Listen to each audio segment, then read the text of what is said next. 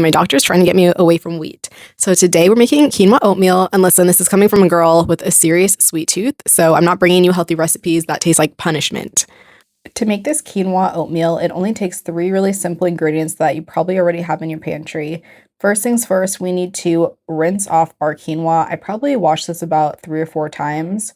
Unfortunately, I don't have a strainer, so I just drained it really well. And then I am toasting it just for a couple minutes on the stovetop. I've only made quinoa a couple times, but I just followed the instructions on the packaging. It's a 1-to-1 ratio water quinoa, so I'm doing 1.5 cups of both.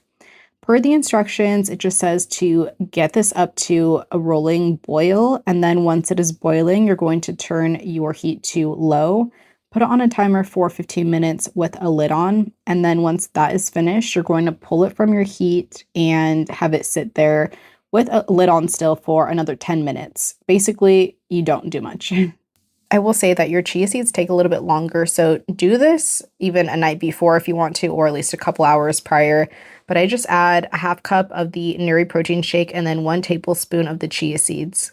And like I said, I want all of my healthy recipes to actually taste really good, so this is my second time making them. So I made the quinoa yesterday, and then I had to make a new chia seed protein thing again because my kids poured it out all over the floor when they saw it in the fridge.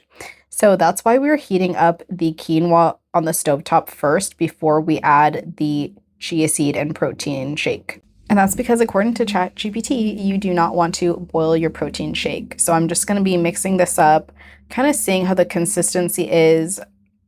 If you've ever used chia seeds, you know that with more liquid and more time sitting in it, the chia seeds like help everything to thicken up, but it wasn't loose enough. It wasn't plumping up enough for my liking. So now I added another 1/4 cup of the Nurri shake.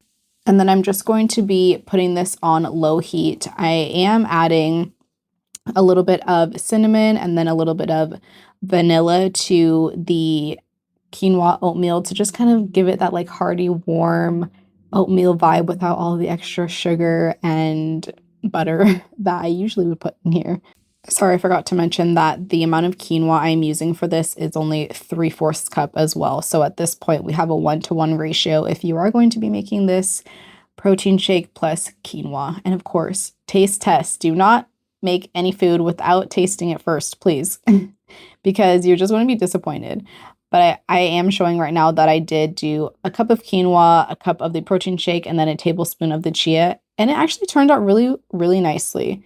Yes, you can eat it warm if you're like looking for that cozy feel, but you can also eat this quinoa oatmeal like overnight oats basically. And it has like that thick consistency, and you can even add like a little splash more of your protein shake on top of it, or milk, and then some fruit. And it's so great. Just grab it and go. Right now, I am in a season of trying to treat myself better, rebuilding habits without making everything so complicated. I am a busy mom. I have a really severe sweet tooth, but I still want my food to taste really good without all of the extra sugar. So meals just like this one are helping me rebuild my habits without feeling like I am punishing myself trying to eat the least sugar possible, the lowest carb possible. This quinoa oatmeal is warm, it's filling, it's high protein, and it gives me that oatmeal comfort feeling from when I was a kid without making me feel like I just had a bowl of sugar that makes me crash afterwards. If you are like me and you have a sensitive stomach, a lot of carbs, dairy, sugar makes you feel super bloated and honestly crash. I will eat a ton and then I will need to take a nap. So if you do not want to feel like that, this recipe is perfect for you. So on my quinoa oatmeal, I am adding a little bit of strawberries and 1/2 of a banana. You can use anything you want. As I was eating it, I was like, oh, I could use a little bit of crunch. So like, because I'm not eating real oatmeal or putting like granola on it or anything, I was thinking to put like crushed pecans, but you could add any nuts, any fruit that you would like. And I really don't know how people make their food so like aesthetically pleasing on YouTube, but you know, your girl's trying. One day I'll have some fancy person help me with this stuff. But until then, here we are. This is our quinoa oatmeal. Some people call it porridge, but it really hit that spot of like that warm, hearty breakfast cereal that is not filled with sugar. Last thing I'm doing here is just sprinkling a little bit of cinnamon on top, and we're all finished with our high protein quinoa oatmeal. As I said before, I am giving you no recipes that I have not tried and actually will eat myself. I find that a lot of high protein, like healthy recipes taste like boo-boo. So I will only give you something that I want to eat. And that means like not just this one time, it means like it's on a rotation for my high protein, healthy mama journey. And yes, I ate this whole thing because it was actually not bad. And that is coming from a girl who loves her sweets, loves all the sugar, all the extra fat and butter. But you know what? I am trying to do this healthy thing and those don't align with my goals and who I want to be. So if you are a busy mom trying to eat better, get more protein in and start taking care of yourself again without making it complicated, make sure you stick around. I'm sharing simple meals and simple routines that help us pour back into ourselves so we can feel better, look better, and show up stronger. I will see you in my next video.